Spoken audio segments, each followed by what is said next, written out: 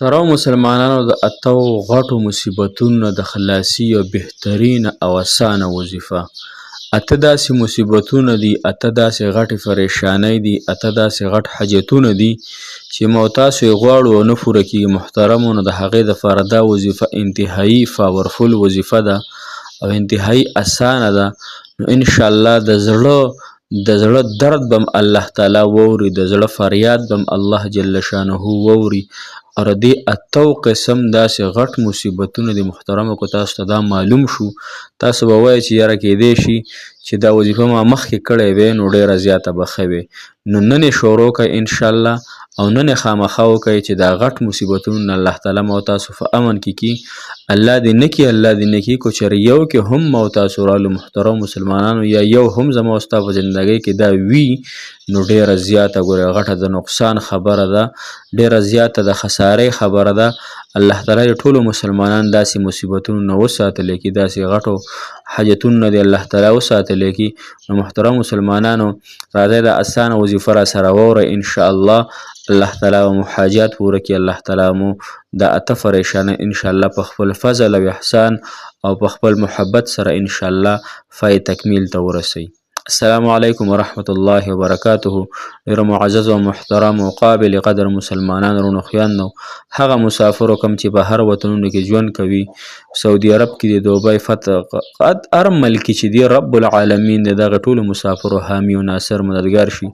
رب کریم د دغه مسافرو د دواړو جانو خوشحالۍ نصیب کړي او رب کریم د هغه تورسرو زنانو نکاحګانې وکړي چې د چا نکاحګانې نه دي شوي. الله جل شانه د هغې نوجوانانو کم چې ودونه نه دي شوي، یا کاروبارونه نشته، یا نوکرۍ نشته، یا نور مصیبت کې دي، رب کریم د ورته ډېرې خوشحالۍ ورکړي. والله جل شانه د هغوی تمام دا مشکلات ختم کړي. محترمو دا دعاګانې قسم بالله د زړه نه کوم، او کله چې یو انسان د زړه نه دعاګانې کوي الله تعالی قبلوي. او دا هو حدیث مبارکو کې راځي، مفهوم یې داسې دی چې کله غایب د دپاره دعا کوي نو الله تعالی قبلوي. زه غایب یم، مطلب تاسو ما نه پیژنئ، زه تاسو نه لرې یم، زه تاسو نه پیژنم، نو زه چې ستاسو دپاره دعاګانې کوم د الله تعالی قبلوي. تاسو خیر دی زما دپاره دعاګانې کوئ، الله تعالی به یې قبلوي. او د زړه د اخلاص دا دعا راځي چې دا دعا تاسو ته کوم یقین په الله زما په دې وجود باندې بدن باندې دا ویښته ودرېږي، دا دومره د زړه د درد دعا ده. الله تعالی دې قبول کړي ستاسو دپاره. محترمو نن د اتو مصیبتونو د خلاصي یو بهترین او اسانه دعا ده. دعا هم ده، وظیفه هم ده. دا چې څوک کوي دا وظیفه، کو یو فیری کوي او کو درې فیری کولی شي او کو اووه فیری کولی شي، صحیح شوه په ورځ کې، نو دا خامخا کوئ. کو نور نه په ورځ کې خو یو ځل یې خامخا کوئ. یو ځل چې څوک وکړي الله تعالی به د اتو مصیبتونو نه، غټو مصیبتونو نه الله تعالی په امن کې کي. انشاءالله دی به خوشحاله وي. او دغه اته مصیبتونو ته زه اوس بیانوم نو تاسو به انشاءالله تاسو به خوشحاله یئ چې واقعي د دې اتو مصیبتونو نه چاته نجات میلاو شي، نو هغه ته داسې شوه چې د دنیا ټولې خوشحالۍ ورته میلاو شي. صحیح شوه که نه؟ نو انشاءالله دا اته دا وظیفه ځان سره انشاءالله نوٹ کړئ، ځان سره به سکرین به راته زه انشاءالله ښیم، نو انشاءالله دا تاسو واورئ. ها ګوره دعا دا د محترم مسلمانانو ګوره یو اته ټکي دي. ښه اللهم، صحیح شوه که نه؟ اللهم انی اعوذ بک من الهم والحزن والعجز والكسل والجبن والبخل وزلع الدین وغلبة الرجال. د دې معنی مو واورئ. ښه معنی یې ډېره بهترینه معنی ده، په سکرین ته ښکاري.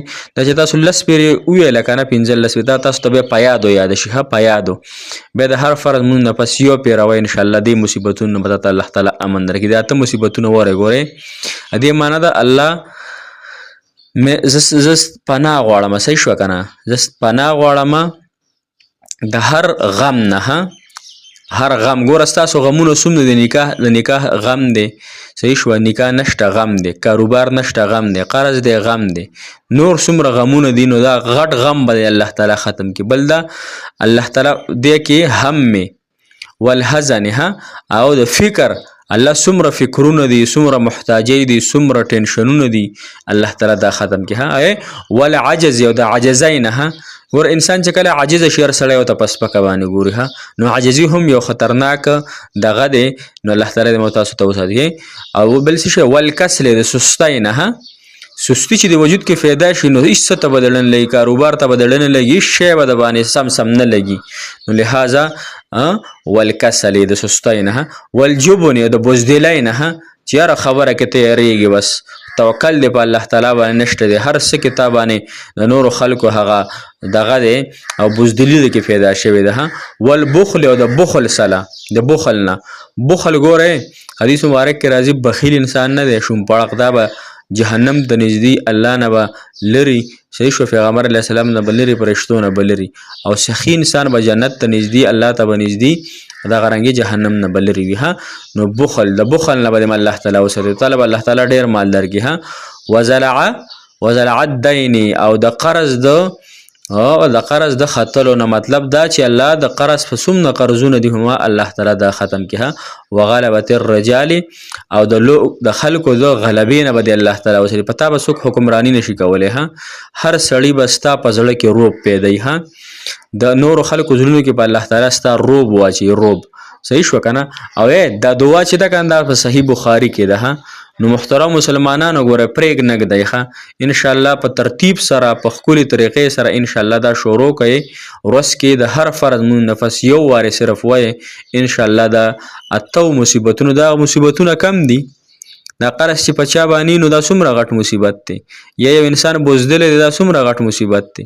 یا یو انسان باندې غم دی یا په هم دی، دا څومره د تکلیف خبره ده. صحیح شو کنه. یا یو انسان دی د نورو خلکو نه د شر نه او د تکلیف دی. صحیح شو کنه. خلک پی ورخیږي، هر سړی په د بدماشیانې کوي، هر سړی دغه کوي. نو لہذا دا غټ غټ هغه داسې مصیبتونه دي محترمو چې هغه نن سبا معاشره کې موتاسو ورسره مخامخ یو او موتاسو باندې دا حالات راځي. نو لہذا څوک چې دا وظایف کوي، دا وظیفه صرف کوي یو وارې د هر فرم نفس انشاءالله یا ډېر یا درې پیرې وایي یا اووه پیرې وایي یا 11 پیرې وایي، چې څومره پیرې تاسو ته اسانه وي انشاءالله دا زده کوئ. ها هر فرض مون نفس وای ان شاء الله العزیز. او تاسو ته چې ما څنګه عرض کو چې دا تاسو 15 شل پیرې وای کنه، دا به تاسو ته په یاد بیا یاد شي. لکه سړی د چې سورته فاتحه او الحمد شریف او قل هو الله احد چې د فیاد او تیادی نو دی بیا د هر ټیم دا ویل شي. نو موږ هم دا وظایف زده کو ان شاء الله، دا دعاګانې زده کو، دا مسنون دعاګانې دي حدیث مبارکو کې راغلي دي، دا ان شاء الله ډېر بهترین دي. ها موږ هم دعاګانې کوو. جمعې په ورځ مې تا کړې، پرون مې د سورته رحمان ختم نه تا کړی دی. نو کو دې باوجود هم الله تعالی زموږ حاجتونه نه پوره کوي. محترمانو ګناهونه توبه وباسو. ها تقوا ځان کې راولو، ځان کې الله تعالی یاره پیدا کو. ان شاء الله به خود الله تعالی زموږ تاسو حاجتونه پوره کوي. الله جل شانه هم خوش